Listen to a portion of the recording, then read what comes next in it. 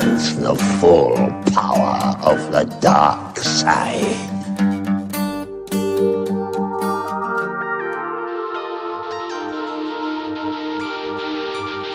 Good!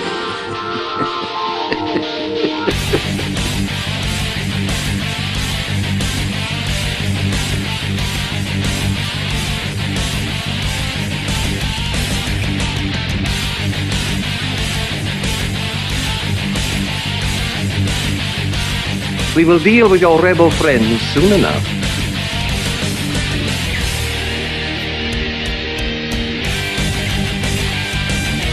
What the?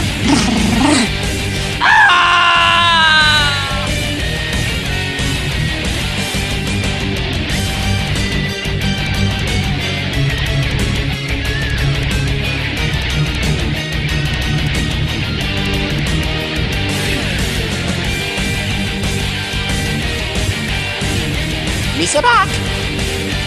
Prepare to fire. Oh no!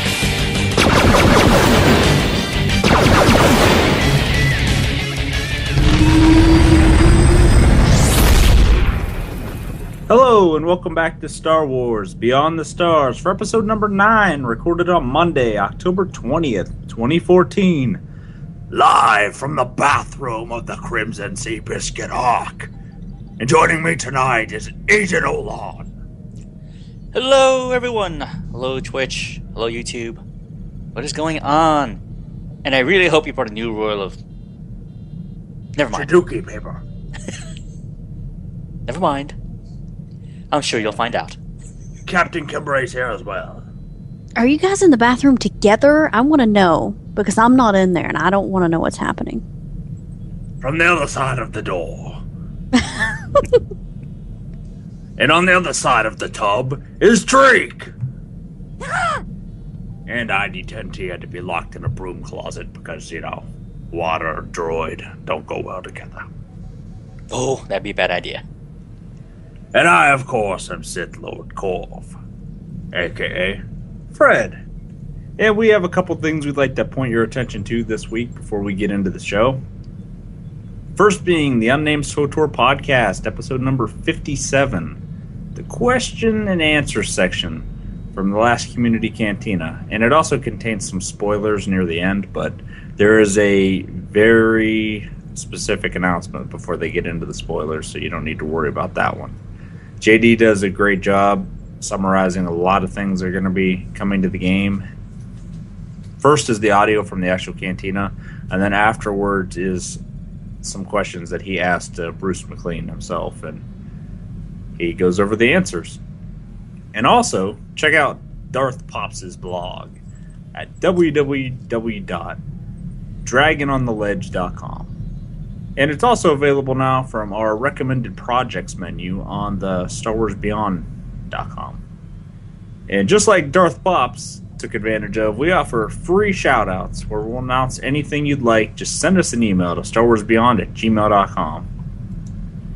We're also available on iTunes and Stitcher Radio.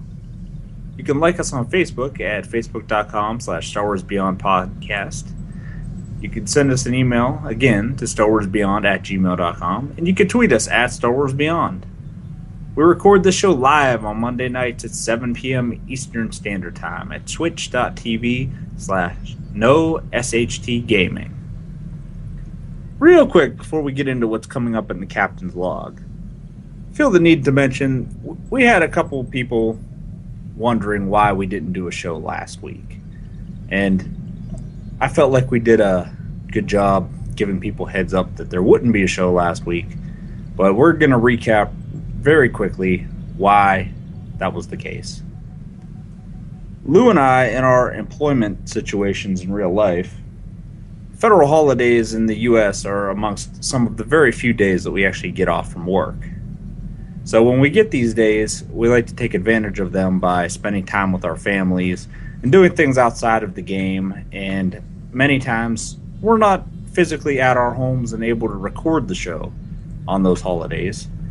So when a federal holiday falls on a Monday, we will not be recording that week.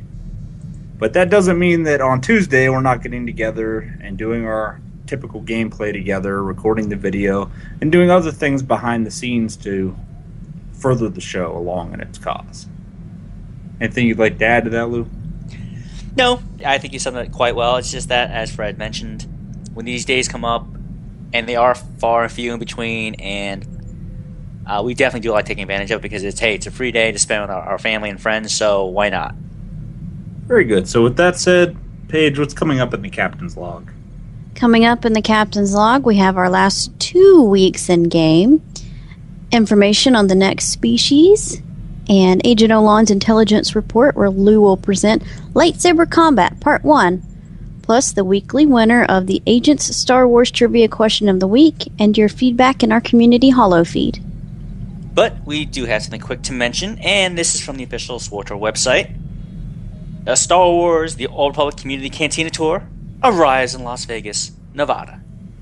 Quote, "We're happy to announce that the next stop in the Star Wars The Old Republic Community Cantina Tour will be happening on Saturday, November 15th, 2014.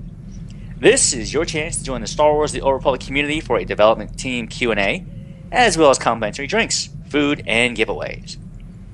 Every attendee will be receiving a highly coveted M8-3R astromech code. If you're in the area, make sure to stop by and hang out with us. The venue where it's being held at. It's going to be held at the Mandalay Bay North Convention Center. The date, it's on November 15th, which is a Saturday. The time is going to be from 7 p.m. till 10 p.m. Pacific Standard Time. And the address for the convention center is 3950 South Las Vegas Boulevard, Las Vegas, Nevada, 89119. Space will be limited, so be sure to arrive early. You can RSVP on Facebook. However, Facebook RSVP is not required for and does not guarantee admittance. That's what they say. We look forward to seeing you there. The Star Wars The Old Republic community team. Oh, and as a side note, folks, this is an adult event, and all attendees must be prepared to show ID. So, Lou, do you want to talk a little bit about the controversy that happened with the original scheduling of this event? I believe there was an initial set of dates that were released for this Cantina tour, and apparently it got changed. I would say rather abruptly, but it did get changed, and I think the biggest stir that's being caused right now, or the biggest repercussion, is the fact that a lot of people from the SWTOR community itself, all right, other players, folks from other podcasts, other fan sites for the game, have made plans around that initial date, and to have it changed all of a sudden to this date, which which we're saying now, kind of puts a wrench in the works, to say the least, for a lot of these people. Well, at least for some of these people. One of the biggest issues that came up was the fact that folks who are traveling from a distance, quite a distance, from the other, the East Coast, the West Coast, the South, or even some folks who are from Europe, or some folks from Asia. Or all right? Poor folks like Tio that were coming all the way from Australia. Okay, folks like that had already made their plans based on those set of dates. Because normally what has happened, these dates, for the most part, they've been locked in. And so going with a good track record, you pretty much trust when dates are released, hey, you know what, they've been 100% so far, why not? It's understandable when people will give you the benefit of the doubt and go off those assumptions. However, now with this change, like I said, it threw a wrench in the works for some folks, and unfortunately they won't be there because the date's changed now. Yeah, it's very unfortunate because this was shaping up to be like a mini con for SWTOR players. Mm-hmm. A bunch of people in the community were making plans to all meet up in Vegas for this community cantina event. Now a bunch of them are just going to be there a week early and have to hang out with each other and not get to attend. I mean, that's a great consolation, though. That if they're all there in the area, hang out with each other anyway, meet each other, hang out. You don't get a free droid. Yeah, I know, but you don't get a free droid. Some people might not be able to afford to stay there for a week, though. Well, I think that's definitely the case. But a lot of these people were planning on going for the weekend. They took like a day or two off of work, but nobody that I've heard on a podcast, at least, took an entire week to be out there. They were planning a specific meetup over the course of like a day or two.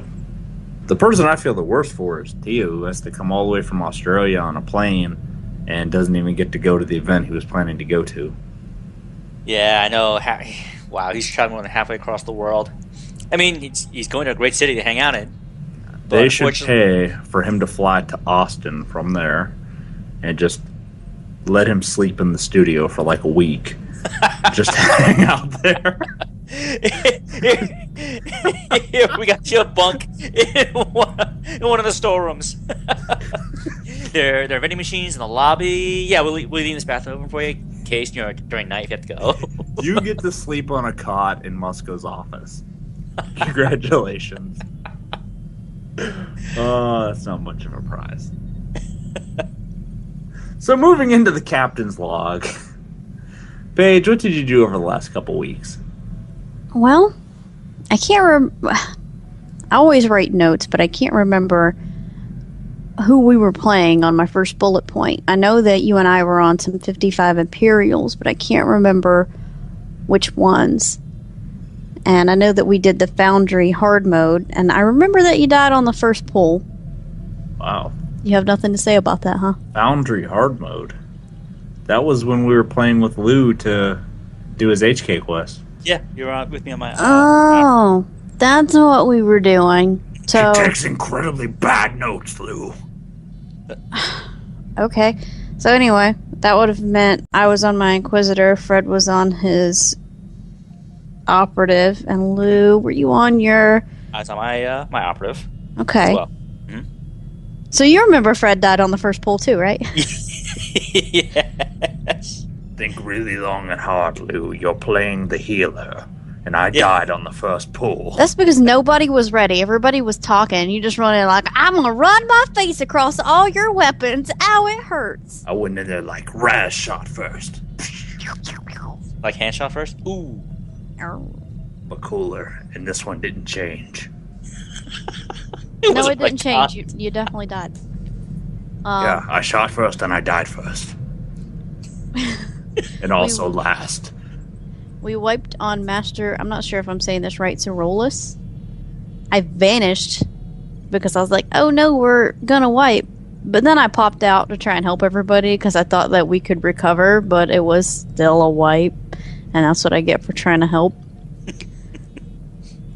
That's right. We were with Lou because this is my third bullet point. I jumped to my death down in the elevator on Ilum. And I know why we were going down there now, because we were hanging out with Lou doing the HK stuff. That'd be the second time in a row I've fallen to my death in a gameplay video. It's totally not typical of me to do that. It seems like every time the camera's rolling, I have to jump off of something and die.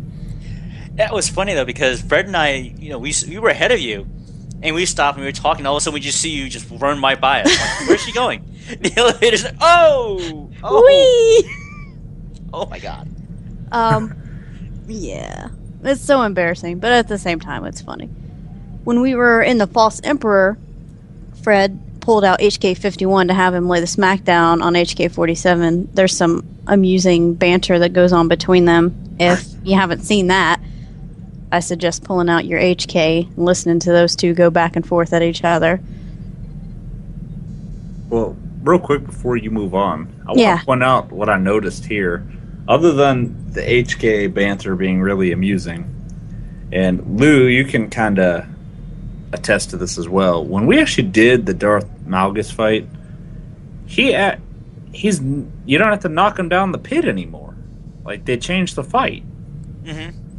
Like, we never used the grenades, and we just beat him down like he was nothing. Yeah, that or maybe we were glitched, but yeah, I remember doing that fight the first time a long time ago is the fact that we had to use grenades because you had to knock him off. Yeah, he used to be hard, because if you used the grenades at the wrong time, he wouldn't go down there. Mm-hmm. So I guess that's confirmed he's not coming back, because we actually killed him. They always come back, Fred. He didn't go down the endless pit. That's the only way they come back, Lou. We killed him. Oh, I'm sure. Come on, he's more than half machine, so I'm sure there's a way of salvaging him somewhere. You know I'm talking about Darth Malgus, not Darth Scotia, right? Yeah. I played my commando with Fred's Gunslinger. These are new characters.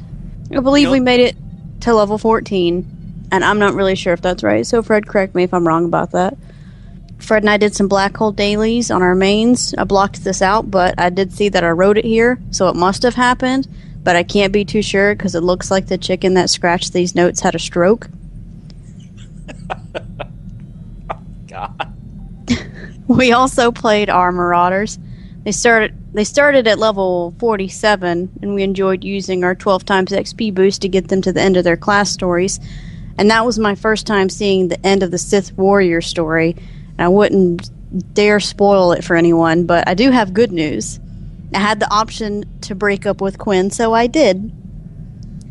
And now I have to work on getting Pierce to like me.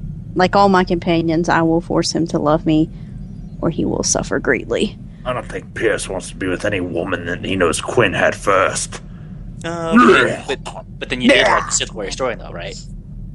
Sorry, what, Lou? Did you enjoy the Sith Warrior story? That's one of my...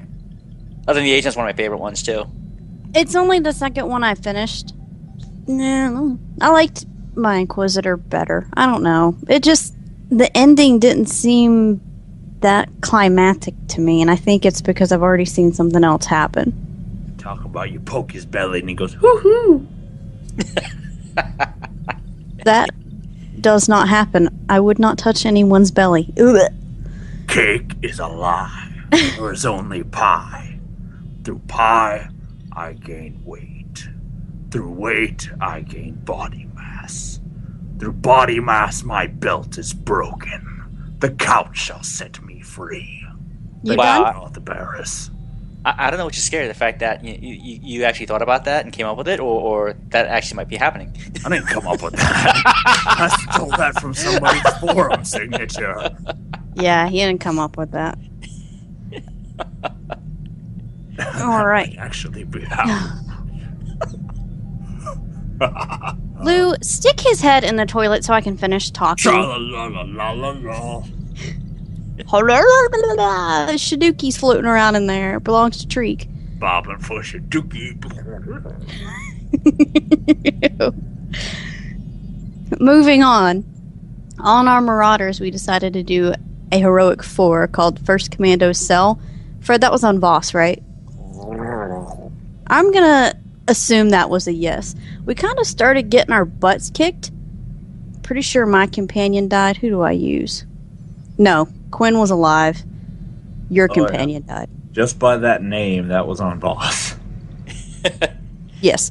So I had to start kiting, and I might say this name wrong as well. Nakar Su? Not sure. Around in circles. So Fred was like toning him by chasing him, just like beating him in the back with lightsabers while I was running in circles. We have to get resourceful sometimes because I'm too antisocial to allow anyone else to be in the group. Lastly, I say lastly, but I think this might have been all in the same couple days. We did Assault on Tython with Lou's Marauder. We danced in the Jedi Council room because there's no better place for me to show off my moves than when I'm not modestly dressed and I'm disrespectful of their ways. We did struggle with WR9XR, but eventually we beat him down. I mean, we did wipe a couple times, but there was so much crap everywhere. There was nowhere to go. Well, we were 3-manning a 4-man instance. Yeah. Whatever. We had a companion. Yeah, and a companion who just likes to stay. You know what? The Big Rick Circle ground. Oh, you want to stay in it? Okay, that's fine. We had an HK-51 that was still wearing the first set of armor they give him. Yeah. That's your It's a fault. set of gear. Like, let me explain. My operative, which was responsible for healing in this one, he's not fully spec'd into heals. He's half heals and half DPS, which I'm the kind of guy that they're completely breaking when 3.0 comes out. So I have decent enough heals for when I'm duoing with Paige, but when I'm trying to heal in a group situation like that, sometimes it can be a little bit iffy. So when we finally did beat it, it ended up with me shooting darts into both of them while spontaneously rolling between the Kolto stations. So I was healing and playing Marble Madness. It is a fun move to see, though. Yeah, and it was just such a pain because that particular droid was just putting down AoEs everywhere at the same time. Mm-hmm. Throwing these landmines on the ground where if you'd run over them, they'd blow up. Yeah, that's what landmines do. Yeah, and I think that was part of the problem was, for me, that was the first time I'd ever seen that fight at all in the game, and I haven't watched on YouTube, I haven't seen anyone's walkthroughs, playthroughs, so going through that fight, it was like, wow, okay, what's supposed to happen? Oh, look at this! Bad circles everywhere, where do I go? Where do I go? It's like, nowhere to run. Oh, well, I guess I'm going to get blown up. We literally wiped on that boss probably 5 or 6 times. Yeah. Yes, we did. We did, but as it went on, we were surviving a bit longer once we actually adapted to the fight. Once we actually learned the fight, by the last time, I think. And the only thing that Paige forgot on her bullet points here was we did Assault on Tython and we did Korriban Incursion back to back. Oh. And out of both of them, this WR9XR droid is the only boss that we died to at all. Is that true? I have a feeling we died somewhere else. I just don't remember where. Now, we had instances where one of us died, but that's the only instance where we all wiped. Yeah, 9XR is the only one where we actually wiped as a group. Everyone else was one of us just died. That was it, and just run back. Yeah. Well, that wraps up my weekend game. If someone else wants to share theirs, I don't feel like sharing. No, I don't give a crap. You share. Okay. Well, as I mentioned a couple weeks ago, that remember I wanted to start a new smuggler character on Shadowlands. Since I already have a gunslinger on Jedi Covenant, I wanted to try the other advanced class. And since we have this new set of characters on Shadowlands, I figured, I'll start there. So I did. The other day, I made my scoundrel. I finished up the last part of the story of Ord Mantell. Funny thing is, though, I actually made it to the fleet. I finished the fortress on Ord Mantell. And when I got to the fleet, I realized, what the hell is this? I got this one quest left in my journal. Holy crap. So I literally went back to Ord Mantell to finish up one heroic and one of the side quests you get that you're supposed to do in the fortress. I think it's the one where you have to clear the landing pad for the Republic and Mantellian forces to invade. So I'm literally about to choose my advanced class, and I checked my journal, like, oh no, I gotta go back. So I literally canceled everything and just went back to Ord Mantell to finish it. Why didn't you pick your advanced class first so you'd have a bonus? Sorry.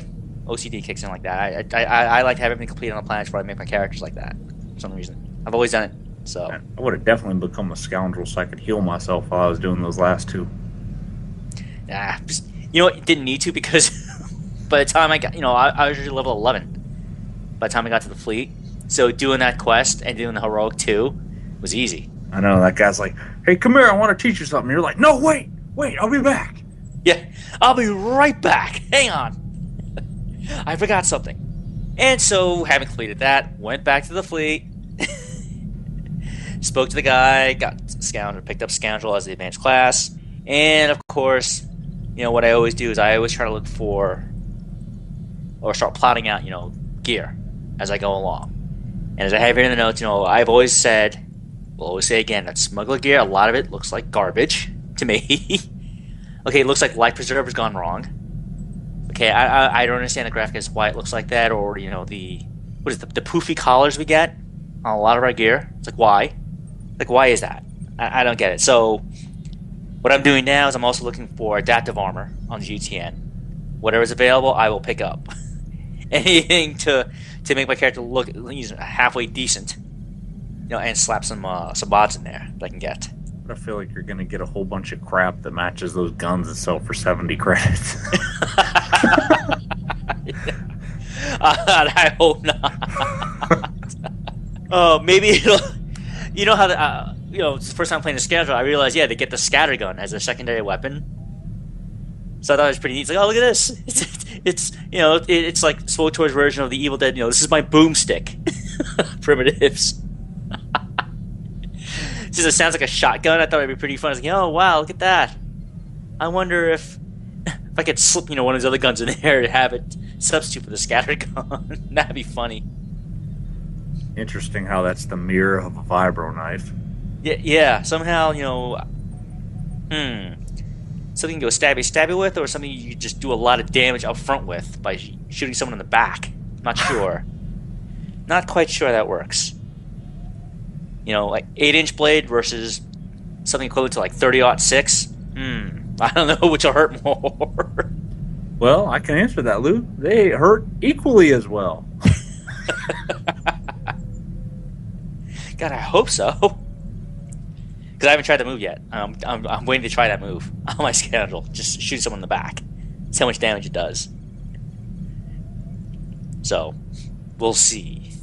But then hopping back over to Jedi Covenant, I had to say a big thank you to Paige and Fred, because as Paige mentioned before, they did help my operative get HK-51 the other week, which was cool.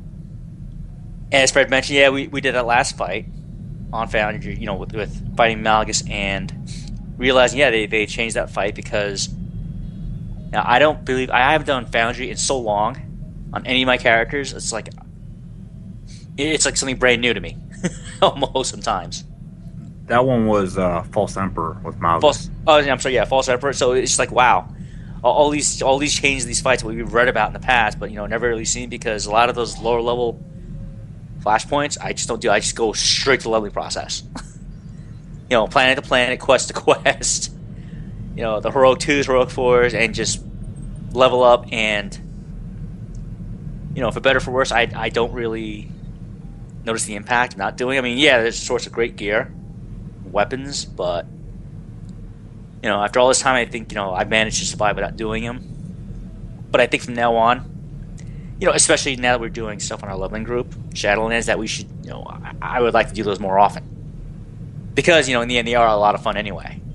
And for someone like me, I love the Star Wars universe. I love the story, and I do like what I see when the writers there give you, there's a reason behind Acellus, there's a reason behind Foundry. It's not just some random like buy man or raid. It's just, yeah, there's a reason why this is happening. For everything that they've done furthers the overall story for SWTOR, which is nice.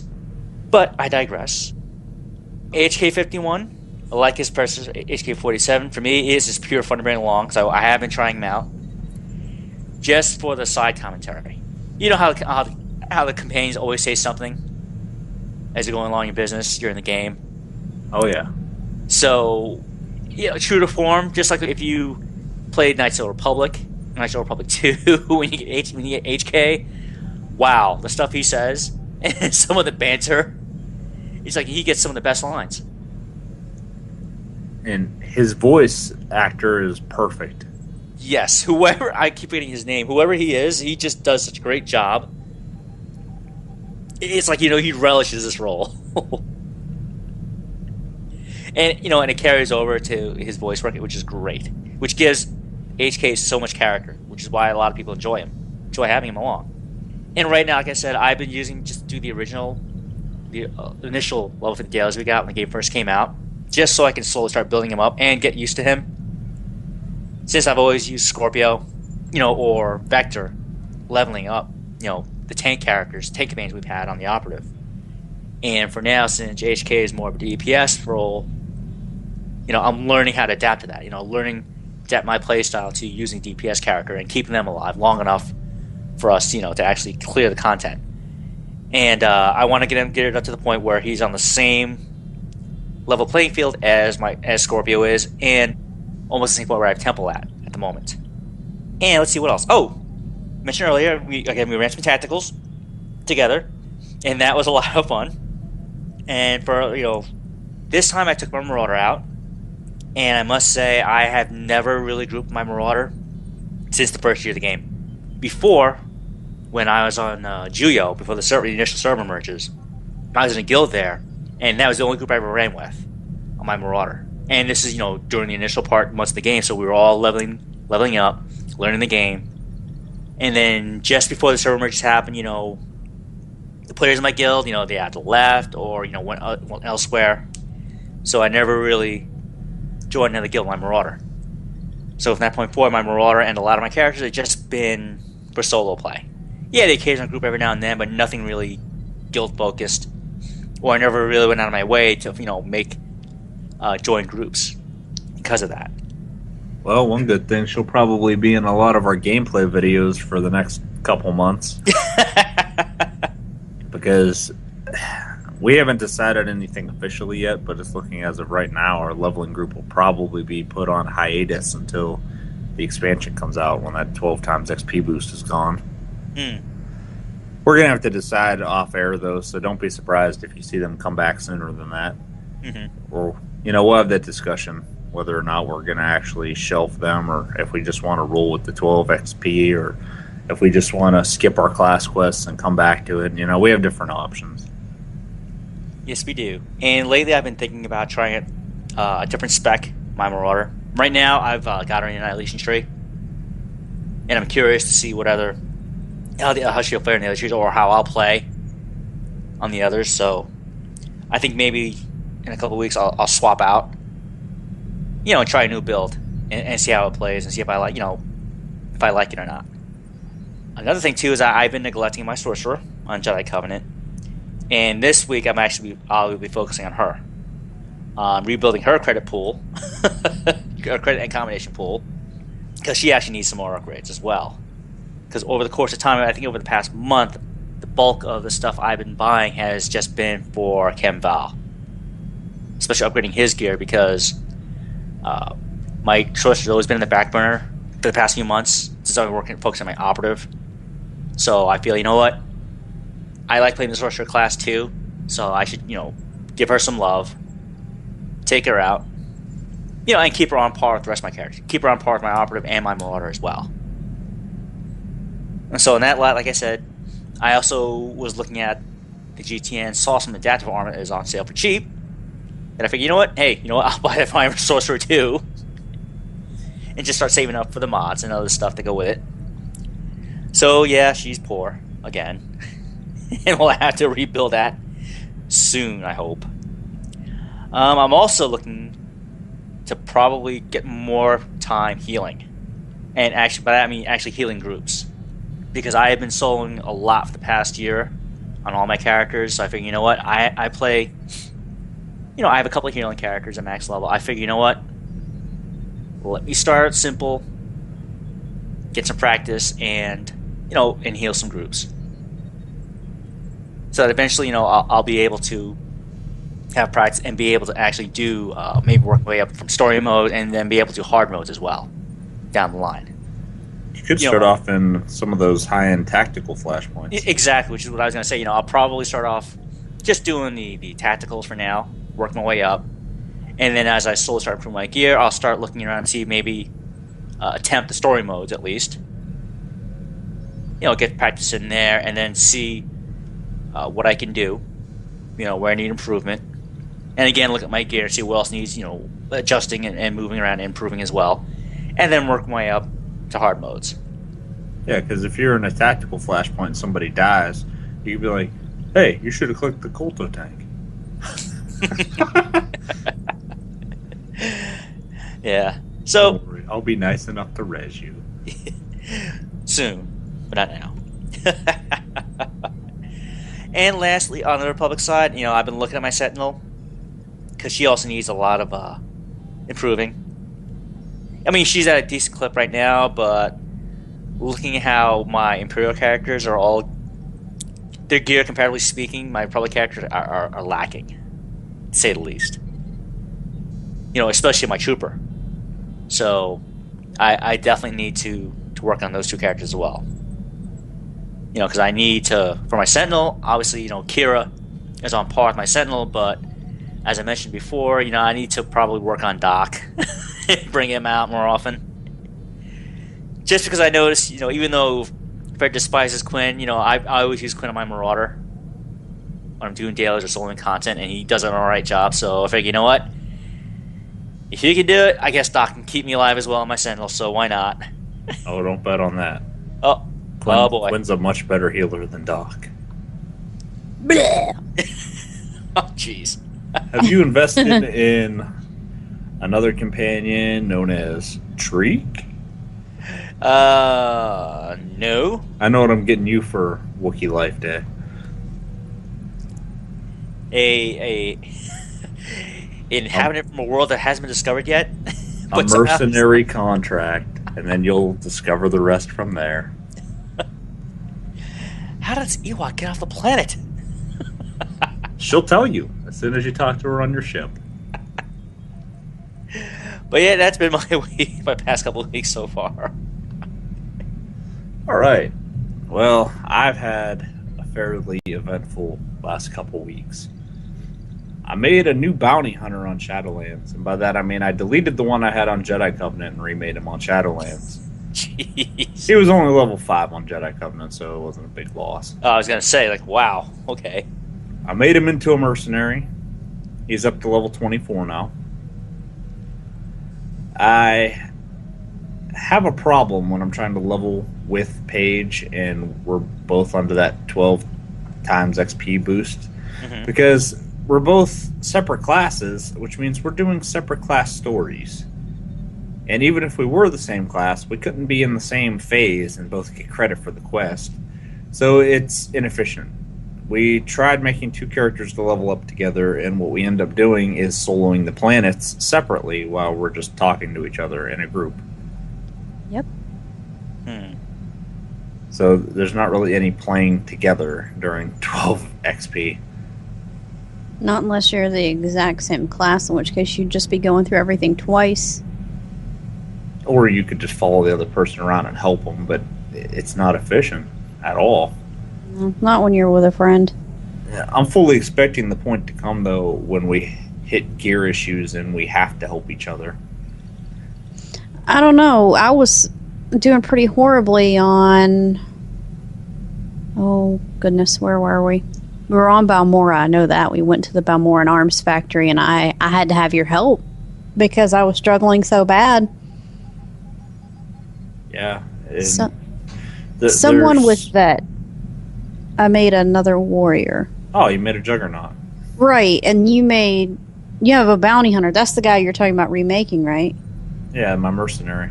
Okay, yeah. Yeah, I had to have his help because I was struggling really bad killing that spy on Balmora. I can't remember his name.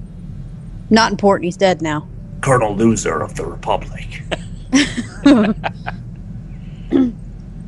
Doesn't matter. He's worm food now. That's right. And I also deleted my sorcerer on Shadowlands. This one's on Shadowlands. I deleted him and re-rolled him as a consular because I already have an assassin there, and I wanted to do a different story. And I chose Sage, which means I'm completely mirroring Nosh because Nosh is my healer over on Jedi Covenant. And he was up to level 13 after just clearing Tython. Wow. Now, simultaneously, I was also leveling an agent who was level 15 after clearing Hutta. So, do the math there. 2 levels different somehow. And I continued on that Sage until level 40 now. He's wearing mostly level 27 greens. Now you're on Bill Savis. Yeah. I have about 14 hours played on him, and he's level 40. Wow. And around level 36 is when I noticed a significant challenge with my gear. So I've been taking corrective action in the form of... I created 2 legacy sets for Treek. And one's about level 25-ish gear. The other one's like 39, I think. I figured those would carry me to 55. And those 2 sets, just to gear them up with green and blue stuff, cost me over 200k. Wow. And that isn't every slot. And then my agent that I made, I went operative, and I'm mirroring my operative over on Jedi Covenant. See, I'm using this 12 times XP to make characters that I already have on another server, just recreating them because I've already seen everything else. I'm just trying to get them to 55 so I have a complete mirror on both servers of my most popularly played characters. So I went operative. He's up to level 20 after doing the class stuff through Drum and Koss, and he ended up getting up to level 26 after Nar Shaddaa. Holy. My goodness. And I'm actually proud that on this particular agent, I managed to impress Keeper. The first operative, I went completely light side, and he told me that I was too lenient and I left loopholes and possibly compromised the mission by not killing that Jarvis guy. Mm-hmm. And then the second guy, I went dark side on my sniper, and when I got there, he told me that he didn't need a sadist in Imperial Intelligence. So this guy, I kind of tried to make my light side, dark side decisions based on what I thought intelligence would want me to do. Mm-hmm. And he told me that he was impressed and I did a great job. I used killing as a tool and not as a crutch. So it is possible to get a good review from Keeper when he briefs you on your mission. Oh, and I should mention that that agent that I made is a Cathar. I decided to actually get some use out of that species that I unlocked a year ago. Cathar agent. Yeah. It's kind of different since I haven't actually leveled one up before. I made one, but he never really went anywhere. Mm-hmm. So to recap, after the last 2 weeks, which I only started the 12 times XP over the last week, I have an agent up to 26, a mercenary to 24, and a sage to 40. And I finally took my guardian to Oricon and did the quest to get my 156 set. Nice. That freaking tentacle beast is horrible. Oh, yeah. I don't understand it, Lou, because I tried that fight about 10 times and died and wiped so many times that my res probe was taking so long I just came back. You just rose back in the med center and ran back. Yeah, and I was beating my face against the wall. Like, I understood the mechanics. Mm-hmm. Interrupt, kill the tentacles as soon as it spawns. You know, I was doing all that, and I was still getting stomped into the dirt. But then, the time that I actually beat it, I just breezed through it like it was nothing. So I don't understand what happened with that thing. That was the worst fight I've ever done in this game. Yeah, that fight can be a royal pain Except in the for butt. Nomen Kara on my first playthrough. But that's a different story. I got there like 5 levels early. Damn. And I've been grinding Black Hole, Section X, CZ198 dailies every day. I was up to 1 million credits on Shadowlands yesterday. Nice. Then I moved my mods around to get the look I wanted. Geared Shriek up to 148s via the GTN. And ended up with about 41k to my name. Isn't it great to see how fast money flies in Tor? But it'll be okay, Lou, because my Sage is already level 40. So as soon as he gets to 50, he's going to be helping my Guardian make all that money back. Yeah, I mean, just doing those sets of dailies that you have listed here already, just Black Hole, Section X, and CZ198. Man, even if you toss Oricon in there, you would make more than a decent amount of credits every day. I never toss Oricon in there. I already got my gear. Oh, come on. It's a decent set of dailies. I'm never going back there. That tentacle beast lives there. So, Lou, what's our discussion topic for tonight? All right. Our next topic for discussion. The next species hasn't been officially announced. However, it may be known. And as we have here, so JD from the Unnamed SWTOR podcast, he managed to ask senior producer Bruce McLean what the next species was for SWTOR, what it would be. Last year, it was described as, quote, more alien than Cathar, but less alien than Twi'lek, end quote. Bruce told JD that the next species in development is the Togruta. It would seem that Paige got her wish. Paige, you really wanted a Togruta, right? I did. And that's coming true. Although, as I mentioned before, nothing has been officially announced, it is implied that the new species should become available shortly after the expansion. So, what are our thoughts? You know, is this irony since Togruta is the exact species that Damien Schubert shot down right after the Cathar arrived? Like, in his exact quote. Yes. Said that the Togruta would not be what they would try to implement because the helm on Ashara clips into her face. Mm-hmm. He said that it has clipping issues, so they wouldn't try to do something like that. And I don't think at that time that it was a deflection. I think when he made that statement, they honestly had no intentions on doing Togruta. But then I think that they were watching all the posts on the forums, and every single list that everybody made, even the master list we went over a few weeks ago, Togruta was near the top on all of them. Mm-hmm. Yeah, I mean, and that's probably no small credit for for those who are fans of the Clone Wars series. Ahsoka she's Togruta. Plus, as we see with the Jedi Knight story, SWTOR, with Kira, Master Quix is Togruta. I had to have Fred actually show me some males because I'd only ever seen a couple females. I had him walk around the Republic fleet and show me a couple of them because I don't know if it's just that I'd never paid attention or if I'd never had a reason to interact with them, but he had to show me. I had no idea what they looked like. There are males in the game, but they all have the same face, and there's only 2 customizations of them. Yeah, because when you think about it, if you were playing Republic Trooper and you get Sergeant Rusk, okay, and if you notice when we ran that one tactical flashpoint, the Imperial side, and we saw, what was his name, that Sith Lord? Wait a minute, Sergeant Rusk isn't a Togruta.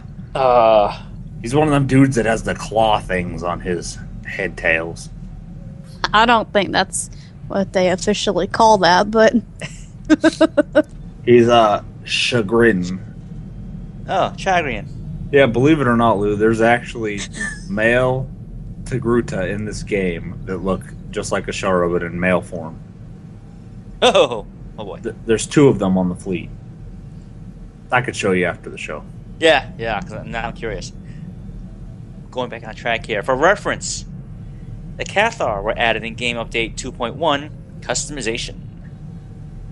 Does it seem that BioWare is making a trend of adding another species once per expansion cycle? 3.1 possibly. And will we see additional customization features unlockable in the cartel market at the same time? Fred and I were talking about this the other day. I think he makes a good point that they release the new species after they release an expansion because they want you to buy it out of the GTN. They don't want to release it with the expansion. It'd be kind of like giving us something for free in a way. I don't think they want to do that. Well, not only that, but if 3.0 hits and then it's immediately in the cartel market, everybody's going to say, that should have been part of 3.0. We should have got that for free. Whereas if they wait till 3.1, then it's just something new coming to the cartel market. Right. I can see why they would do that because obviously, the first point you made, Fred, if it did come out, then players would have a right to be outright saying, why didn't that come as part of the expansion? But I imagine they're having to do a lot more work on the male Togruta model than they do the female because there's not a lot of customizations already in the game for the males. When you look at them, though, it's like there's only so many, patterns you could put for how their markings appear. I don't know, man. Ashara has quite a few customizations, if I remember correctly. Yeah, she does. Mine's really cute. I put her in a dress because she doesn't do anything but stand around. I don't use her. Yeah. I want to stand here and look pretty, sweetheart. There you go. See, right here in the ship. If it was that Chagrin or whatever Sergeant Rusk is, it'd be even worse because Sergeant Rusk only has one default customization. That's it. You can't even customize him at all. Right. And then, that would be terrible. Because then I'm trying to remember, because we did that one tactical where we met that one Sith Lord who was Chagrin. Remember, he was the guy in the back where we were saying, hey, how come he doesn't say anything? Does this guy have a tongue? Oh, that guy. Yeah, that guy. Yeah, exactly. But I tell you, though, I wouldn't mind playing as one of those Chagrins. But by virtue of them adding the Togruta as a playable species, I don't think we'll ever get that one because that's almost an exact clone with claws instead of tails. Right, and you can just hear people complaining about that, saying, "Look, it's just a clone. All you do is change one or two things." Okay. I don't think I've ever seen a female one of those. If I'm not mistaken, that is one of the species where the females look drastically different. And I don't think that you'll ever see one of them because I think that I read up on that when I first got Sergeant Rusk, and I think it says something like the females are like huge and hideous or something. So I don't think they would ever put that in because like body type 4 would be like body type 1 for them. Ooh. They'd have to expand the body type scale to 5 or 8 or 11. I may be misremembering which species I was reading about, so don't crucify me if that's wrong. But Somebody Google it real fast. No, I am curious. I do want to know what the females look like, but I do have a feeling they'll be hideous. yeah, there's a lot of species in this game that they've only bothered to make 1 or 2 models for. And I think that Togruta started off as one of those, and then they decided they're going to expand it to make it playable. You know, now that I'm thinking about it, I'm thinking about other species that I've encountered in the game, and I'm not special. I don't know the names of these species, but, you know, looking at them, I can't remember seeing either a male version or a female version of them, because it seems like you only see 1 or 2 of them sprinkled throughout the game. Like the one with the really fat cheeks and like the turkey gobbler for a chin. That's... I don't know what to say. Specifically, I was thinking about the people that... I say people, they're not people. Aliens, I suppose. They're not people. It looks like they have the masks on their face, and they wear kind of like... It looks like tiny little sunglasses. And they talk. Oh, yes, I know what you're talking about. Oh, gosh. You know what I'm talking about, but I don't know what they're called. I think I've only ever seen male versions of those, and I'm pretty sure it's the same guy voicing all of them. God, yeah, I know what you're talking about. I'm gonna steal things from the raccoons. That guy. It's a trap. I feel like he's on Tython, or not, well, one of them is on Tython when you're going toward those ruins. Oh, I know who she's talking about, Lou. She's talking about the guys that have like he's up at that brains camp for their head. I have what for their head? They got the brains and they wear the mask. Yeah. They got fangs. Have you ever seen a female version of that? It looks just like the males, but with boobs. Okay, well, thank you for that. You're welcome. To answer you, though, no, there's not a female model in the game. Okay, I didn't think so. Nobody wants to play as that. I didn't say anybody wanted to play as that. There's You want just to wear there's not. eyeliner on your brains? How about some brain piercings? Ew. I feel like it's your turn to talk, Lou. Yeah, I'm actually thinking about those customization features. You know, if they are, they probably will give us more customization features directly from the CM cartel market. We're due for more of those too. Yeah, yes, we are. I mean, why did they give all those hair dye options to humans and they didn't give them to cyborgs, which are supposed to be humans that were fixed? Fixed. Well, I don't know. Since to me, I don't consider cyborgs a completely different species to warrant that separation in the character creator. So I'm the wrong person to ask that question, because to me, cyborg should have been a customization for humans. Not a completely separate race. Honestly, cyborgs should have been a slider available on every species. Right, because humans are the only ones that have cybernetic parts due to accidents, sickness, or war. So why only humans? Whatever. I forget like where that. it was. There was a Miri Allen in the game that actually had cybernetic implants. I remember you pointing that out, and you were like, "Why can't I have a Miri Allen cyborg?" And I was like, I think you're right, though. That's appropriate to allow any species to have those enhancements, but that's not how they did things. So, right. How about when you get the cyborg up to level 50 and unlock the cyborg for your legacy, then you could have enhancements on anybody on your legacy. See, don't get crazy. that. Yeah, actually, that wouldn't be a bad idea. I mean, if you do get a cyborg at the level 50, that would be a nice feature to have unlocked on all the other species you have unlocked on your account. Saying, hey, you know what? for the rest of your characters on this server, you've now unlocked the ability to have, these cybernetic parts on all of them if you want. Yeah, I think that would be nice. You know what you get now if you get the cyborg to level 50? You get the ability to use every type of cybernetic on any class, because right now there are some that are custom to each class you can play as. But that's it. I think I would prefer to have cybernetic options available to all melee characters now. That's the way it should have been, but no matter the race, yeah. I feel like they did that just to make it seem like they had another species. Well, I also think it was to probably, I guess, appease the crowd of players that wanted droids as a playable race in the game. Oh. No, I think I just figured out why they did that, Lou. They probably made the cyborgs a separate thing so that when you're playing Imperial and you're playing as a cyborg, all of the NPCs know to treat you like a human instead of treating you like an alien.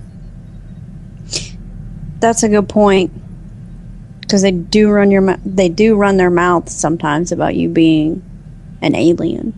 Yeah. I mean, I don't know why it had to be separated like that, because then it would just be species specific. But I think that just for terms of this game, they wanted all cyborgs to be counted amongst the aliens. Maybe it's a time in galactic history when humans are the only ones worth saving, so anybody else that gets injured just gets left to die. That or in the mindset of SWTOR's time frame, those cybernetics are seen as less than human, or they see them as a completely different person, per se, that they're no longer human, which is kind of sad, but... What's funny is you can have some cybernetics that if you use the right hairdo, you can't even tell you're a cyborg. I know. This is silly to me. Like, if I'm going to be a cyborg, I'm not going to put hair on my character to cover up the fact that I'm a cyborg. I picked those enhancements out, and you're going to see them, damn it. Well, the funny thing is, cyborg and human were the two species that I never wanted to play because they seemed too boring to me. But I finally decided I was going to unlock the cyborg and do that by leveling one up. So I made my new sage over on Shadowlands be a cyborg. And it's a little bit different. Like, he has some cybernetics you can see, but I would never actually level up a human. That's too boring to me. I'd rather just harvest the 500,000 credits and just unlock the human race for that presence bonus. Right. But here's the thing, though. I mean, we know in the game currently, there are issues, especially with player models, character models that have, clipping issues, especially Twi'leks. Okay. Now, we see if the Togruta, once it's officially announced, okay, hopefully they'd have done their homework and have, made adjustments to, I guess, how the armor will look, how the weapons and gear will look on those character models once they're finally released. I'm more curious about when they're actually in a combat situation, like when they're getting knocked down and stuff. How are their Leku gonna react to the gravity? Because there's instances now where specifically there's a cutscene on the consular when you're on Tython. Olan Rallick, he jumps down a little cliff thing and you just see his Leku like smack all up inside his body when he lands. And you got to keep in mind, they released the Togruta, they're going to be able to play as every class in the game. So, Jedi Knights, Sith Warriors, when they're force leaping, what are those head tails going to do? Because this time they're in the front. Are they going to clip through your torso? Right. And, hopefully what's going to... See, I'm not a programmer, so I'm just speculating here. What are they going to do? Just rehash the original base model they had and just add the Togruta features to it and let it run, as opposed to, all right, let's see how it looks in the first place. Let's see how it looks in the game. Like, if this was the live server, how would this new character model look like with all this gear on? I predict it's going to suffer from a lot of the same problems that the Twi'lek currently does. When you make a force using Togruta, you can pretty much expect your training saber is going to be clipping through some part of your head until you actually get a lightsaber. And if you choose to be a trooper or an agent, you might as well just get used to having a gun clip through part of your head forever. Right, or some of the sniper and operative armor with the different chest pieces that have the additional gear on the front.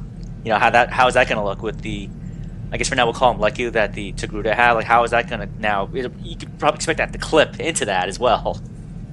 Okay, so let me ask real quick, Lou, are you planning on making a Togruta when it comes out? I mean, I'll give it a shot.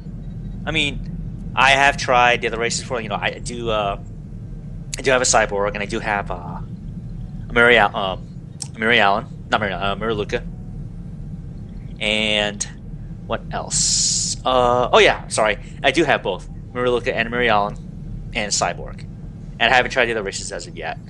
But I probably will give Togruta a shot just to see what it's like.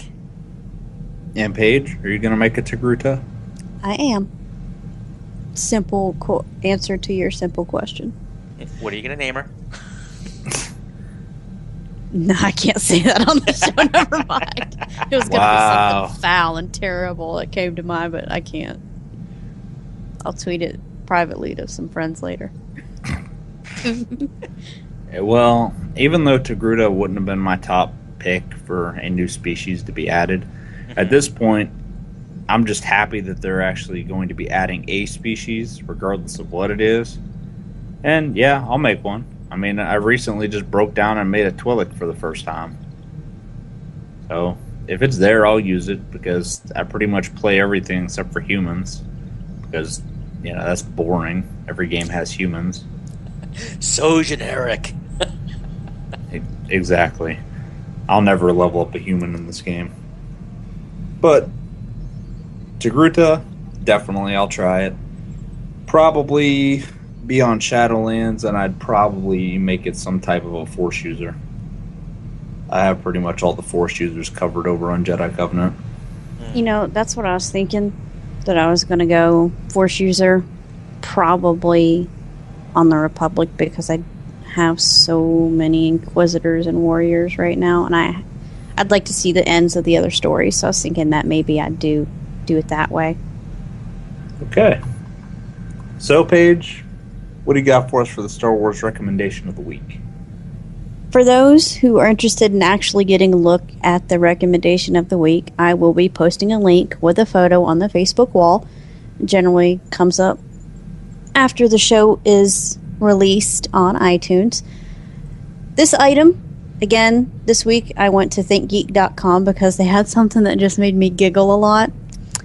And it is a sleeping bag that is in the shape of a tauntaun. So you climb into it in the way that... I'm just going to read the description because this is so funny to me. It says, "Slumber in the belly of the beast. In the sub-zero wasteland of the planet Hoth, only the strong survive, and of course those lucky Jedi protected by the thick skin of a tauntaun.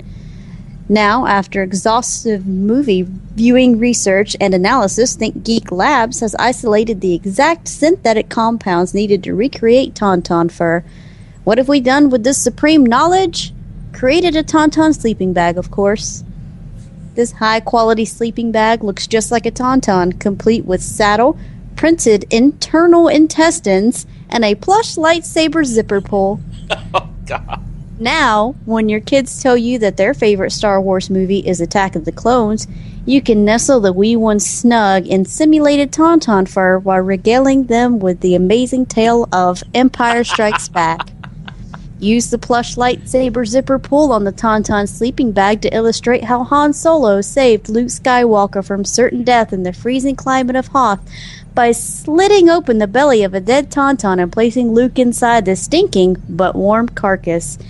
If your kids don't change their tune on which Star Wars film is the greatest ever, you can do your best Jar Jar impression until they repent." And that is my recommendation of the week. I cannot wait to share this photo on the Facebook wall because someone's sleeping in it. Oh, they actually have a model in it to demonstrate it? Oh, my God.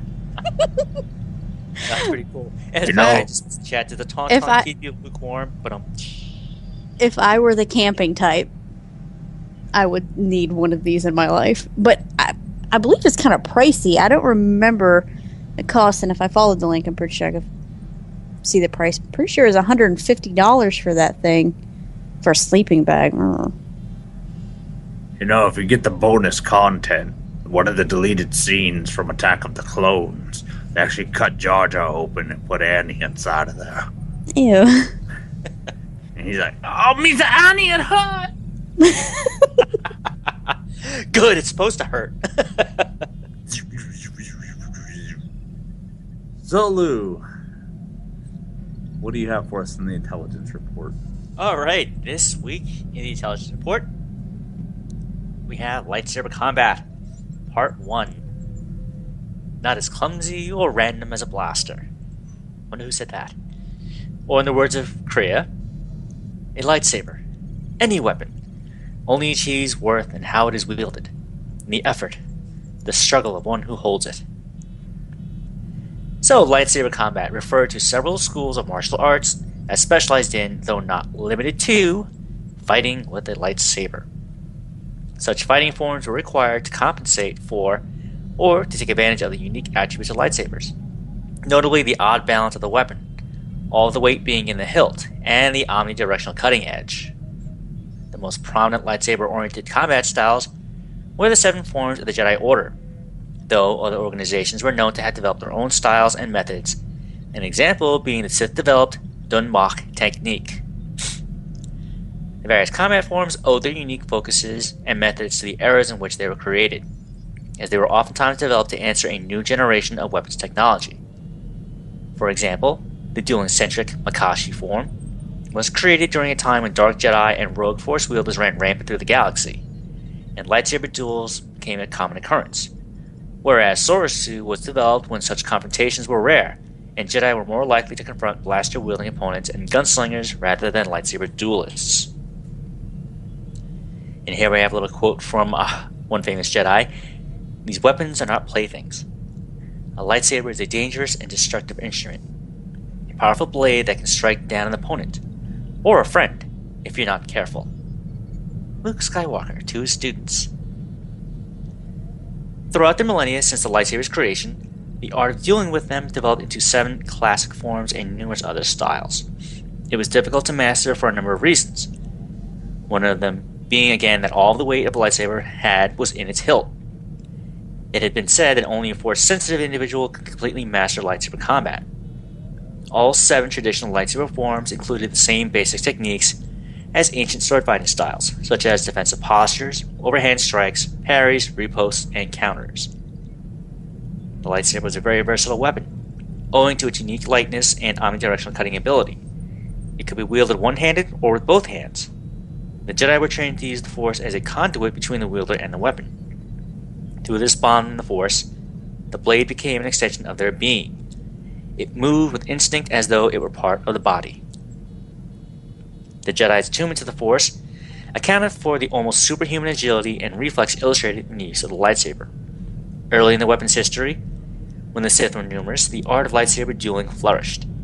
In later periods, though, only rarely would Jedi face an adversary with a weapon capable of propelling a lightsaber. Although the blade was weightless, two-handed slashes were the most common movement. This was because momentum was still needed to cut through solid objects, as solid objects were repelled by the blade arc until they were changed to gas or plasma. Therefore, momentum was required to counteract the initial repelling force. The stronger the swing, the faster and easier the blade would cut. If little force was applied to the swing, the repelling force of the blade arc would leave shallow cuts. When 2 lightsaber blades came in contact with each other, 2 repelling forces made the blade appear to be solid. Also, the field that caused the energy to arc back into the hilt caused some gyroscopic effects. While technically weightless, the blade still had some resistance to changes in motion. The slight gyroscopic effects were easily controlled by a trained Force user, but could become problematic for the lay person. Early developments. And here's another quote. "If you were to face an ancient Sith Lord in combat, you would learn that we are as children playing with toys compared to the prowess of the old masters." Kriya. When lightsaber technology was developed to the point where they became a viable weapon, becoming the standard weapon of the Jedi Order by 7,000 years before the Battle of Yavin. A combat form that accounted for the abilities and weaknesses of the weapon was required. Form 1, Shi Cho, was a highly simplistic style, based on age-old fencing principles, and defining the types of attacks, parries, body zones, and practice drills that could be utilized with the lightsaber. When Darksiders and Fallen Jedi began to arise, lightsaber duels became an almost routine activity, and Shi Cho was simply not up for the task, as it didn't address lightsaber-to-lightsaber combat. This necessitated the development of Makashi, a precise and efficient fighting form geared towards lightsaber dueling. This style's prevalence during this era produced many of the greatest dueling masters the galaxy had ever seen, a notable being Tulak Hord, one of the early Sith Lords. Makashi was eventually rendered partially obsolete due to the distribution and common uses of blasters and other ranged energy weapons. Due to this, the third form, Soresu, was created. An extrapolation and development of Shi Cho Blastoff training, Soresu emphasized defensive coverage, characterized by tight and efficient movements. A true Form 3 master was considered invincible by many. However, the style was not without its detractors, who criticized its focus on defense at the expense of offense. As an answer to the weaknesses of Soresu, Ataru, or Form 4, and Xian, or Form 5, were developed side by side. Both were highly aggressive combat forms, the former focusing on speed and agility, the latter on strength and attack moves. Notably, Xian exploited the lightsaber's ability to deflect blaster bolts by deliberately deflecting shots towards opponents. Later, a new, more advanced Form 5 variant known as Gem So was developed, focused on lightsaber dueling. While Forms 4 and 5 proved highly effective, many more conservative Jedi were put off by their aggressive focuses, and set to work creating a form that balanced all the other focuses with overall moderation, in better keeping with Jedi philosophy. The result was the sixth form, Nieman. Developed in the Jarkai dual-blade combat style, Nieman was a gateway to fantastic lightsaber skill without a focus on power or aggression, though it would ironically become the favorite style of the fallen Jedi turned Sith Lord Exar Kun, a masterful lightsaber duelist. Due to his obvious skill, Kun came to consider himself the greatest duelist in the galaxy, though he ultimately met his match in the Gem So specialist Ulic Keldroma. Kun would go on to defeat Vodo Sias Bask, Jedi Battle Master of the day, and wield one of the earliest saber staffs, creating the weapon from schematics provided by Sith Holocron. By the time of the First Jedi Purge, Juyo, or Form 7, had been created. An advanced and extremely aggressive form, Juyo required high-level mastery of multiple forms to be studied, as it cut perilously close to Sith intensity of focus on combat ability. Specifically, Juyo drew on the agile footwork of Makashi, the tight aggressive motions of Xian, and the fluid style of Nieman. Masters of the form were loath to teach it to those with proven recklessness, and the rarity of practitioners left it in a state of only partial development for almost 1,000 years after the Army of Light disbanded with the Ruusan reforms. 4 of the only known practitioners alive following the First Jedi Purge were Jedi Council Masters Baruch Lamar, Zez Kael, Kavar, and Atris. This brings us to practice and training during the Sith Resurgence. And here's a quick little quote between 2 practitioners. "I know combat forms you've never heard of. I was trained by species you've never seen.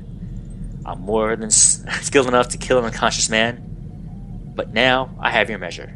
And this is between German Hulis and Teneb Kel. With the advent of the Great Galactic War and the re-emergence of the Old Sith Empire, the Jedi were once again in widespread confrontation with their bitter enemy. During the interim, the Sith Lords retained full access to the traditional forms, and they were in use within the Empire as early as the Jedi Civil War, with such notables as the Emperor's Wrath, Scourge, studying Forms 7, 4, and 3. There's little doubt the Sith also used the time to develop their own combat styles, although there are few records indicating clearly what they were. This was matched by the Jedi with the development of Juyo Kos, a refinement of the very lethal Juyo to meet the demands of these dangerous times, which saw frequent and brutal engagements between Jedi and Sith. This point of view is supported by comments from German Hulis during his brief duel with Teneb Kel. Notable duels during this period include Jarek Caden, a matter of the aforementioned Form 7 variant, and, Fred's favorite, Orgus Din, who attained his advancement skill level through endless practice in an attempt to compensate for his weak aptitude with the Force. Wait, who was that last one? Orgus Din. Yes, I knew he wouldn't leave that out here somewhere. On the Sith side were Vindican and Malgus, who were notably the first Sith Lords to cross blades with Jedi in over 300 years, their opponents being Cal Darak and future Jedi Grandmaster Satil Shan. During the New Sith Wars, a Twi'lek duelist known as Kessim rose to prominence among the Sith, becoming the lightsaber instructor at the Korriban Academy for the Brotherhood of Darkness. Many of his students have gone on to be excellent duelists in their own right, a notable example being Darth Bane. In fact, when Bane and Kessim engaged one another after Bane's rebellion against the Brotherhood, Kessim demonstrated an aptitude for Jarkai dual-blade combat, providing him with an edge over Bane due to the latter's lack of training against such armament. Bane regarded Kessim as the finest duelist of the era, possibly the greatest ever exist thus far, and he only prevailed thanks to his superior grasp of the Force. Bane later killed Kessim's Jedi counterpart, Rasta Lasu. And this concludes Lightsaber Combat Part 1. Next week, we're going to pick it up with the post-Rurosan changes. And as always, I want to say thank you to the Wikipedia, StarWars.com, Force.net, and other great Star Wars lore sites out there for having all this information. Folks, if you enjoy the Star Wars lore as much as I do, please go to these sites, look up your favorite topics, and enjoy. Great lore segment. Barring that one terrible master that was brought up. Well, you brought it up, or you dropped its head actually on the ground. Can we make noises when we talk about him too?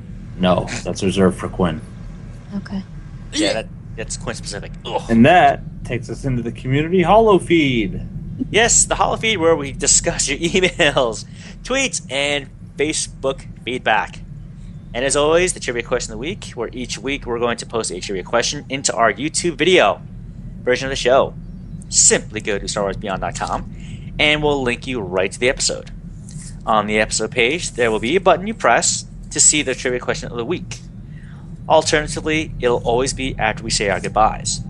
Then, just shoot us an email with your answer to StarWarsBeyond@gmail.com. In the email, please include your character name, your faction, your server, and did I mention faction?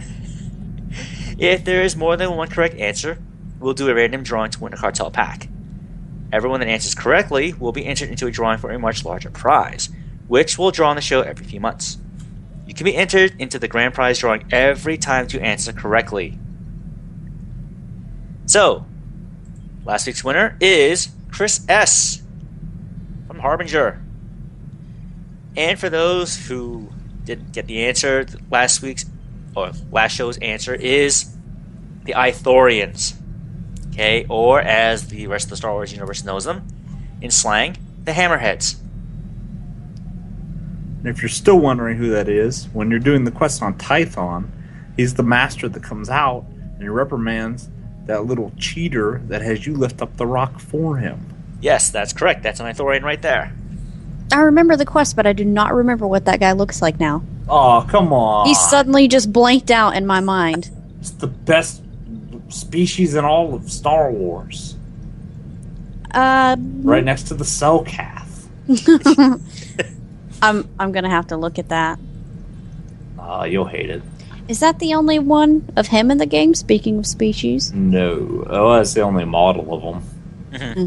There's only one and it wears the same robe everywhere you see it. That guy gets around. I should check the names because I wonder if that's the same guy that's standing outside of the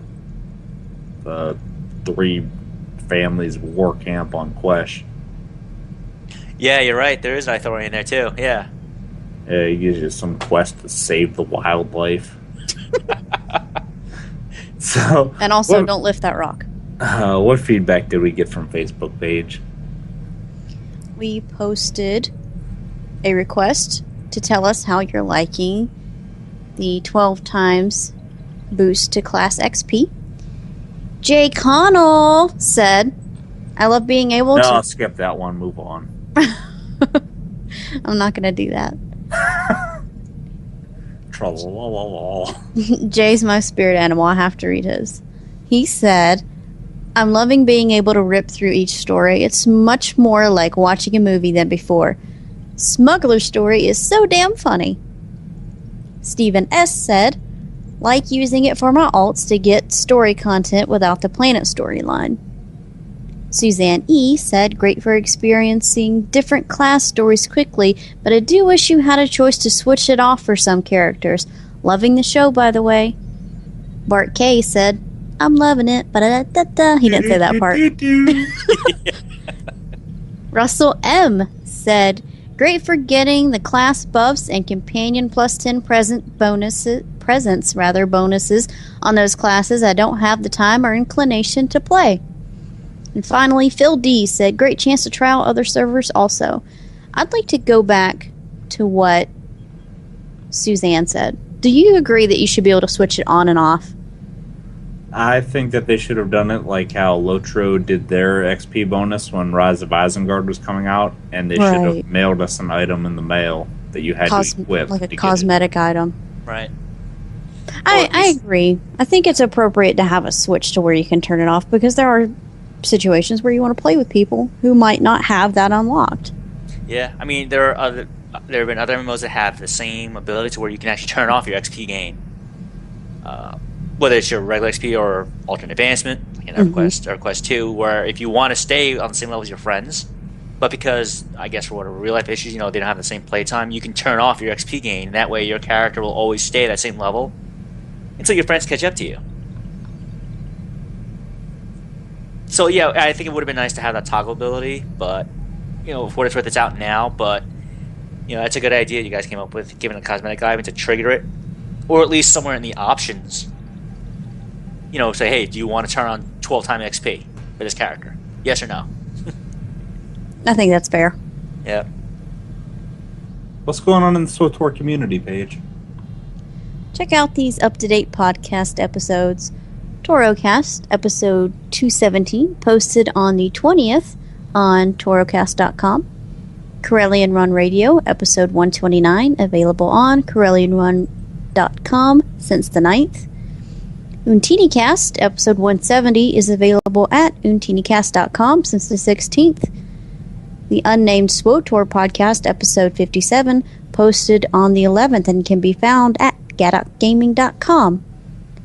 SWTOR Escape podcast, episode 60, available at newoverlords.com since the 4th. Old Republic Radio, episode 82, available on iTunes since the 14th. Enmity Podcast, episode 56, released on the 13th to iTunes. And the Bad Feeling Podcast, episode 36, posted on October 16th to iTunes and badfeelingpodcast.com. Be warned, this is an explicit podcast. Also, follow Madmar at SWTOR Family for the latest happenings in the SWTOR community. If you'd like to have your podcast listed on this segment, send us an email at StarWarsBeyond@gmail.com. Now I'm going to quickly tell you how you can contact us. You can find out more about the show at StarWarsBeyond.com, which on our website there is a drop-down menu called Recommended Projects where you can find all sorts of cool things. Most of them are Star Wars or SWTOR related, but some of them aren't. And also, you can like us on Facebook, facebook.com/StarWarsBeyondPodcast. You can send us an email to StarWarsBeyond@gmail.com. You can tweet us. The show is at StarWarsBeyond. I am at Sith Lord Korv, KORV. Lou is at GamerGuy11B. Paige is at Asaphiry, ASAPHIRY. And now it's time for our final thoughts. My final thought is, if you don't follow us on Twitter or if you haven't liked us on Facebook, you're not a fan. I'm kidding. Do it anyway. My final thought. I really hope that the Togruta race does come through. I mean, probably is. But it would be interesting to play that class. Play that race through the class story, just to see how it comes out. And I also want to mention Extra Life help with that, the network, I believe John Supa is going to do a live stream with that. So, tipping votes, help him out. Extra life. Definitely. Great cause, too. Mm-hmm. And as my final thought, one of the many reasons why you should tune in live and hear the show is because you'll get to hear all of the awesome jabs we took at Jake Connell that are going to be cut out of the final product. You did take a few jabs at Buckeye, too. Those won't be present at all. We got to leave some J-hate in there. J-hate. New hashtag, J-hate. J-hate! Tweeting right now. Beyond the Stars is an independently recorded fan podcast made in association with NSG Productions. And now it's time to say goodnight. Good night, chat room. Good night, everyone. Thank you for joining us. See you all again next time. Don't drop the soap. Why did that just happen? Because we're live from the bathroom.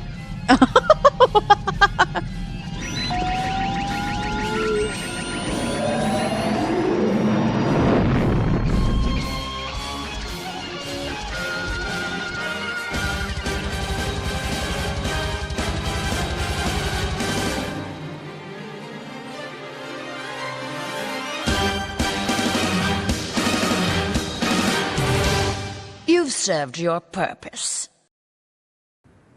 Beyond the Stars trivia question. For the week of October 20th, 2014. First clue.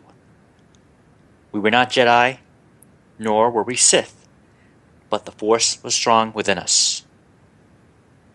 Second clue. Even though we were Force sensitive, our group was part of a larger, centralized intelligence organization. Third clue. Our tasks were diverse. We could hunt down and corrupt or execute those our master wanted, or we could focus on physical or technological tasks. Fourth clue. Our first home was built on the graves and remnants of the fallen, our most hated enemy, servants of the light. Fifth clue.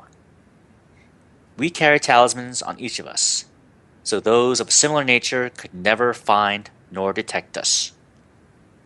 Who or what are we? Please remember to send your answer to StarWarsBeyond@gmail.com. Please include your character name, the faction you play on, and the server. Good luck, everyone.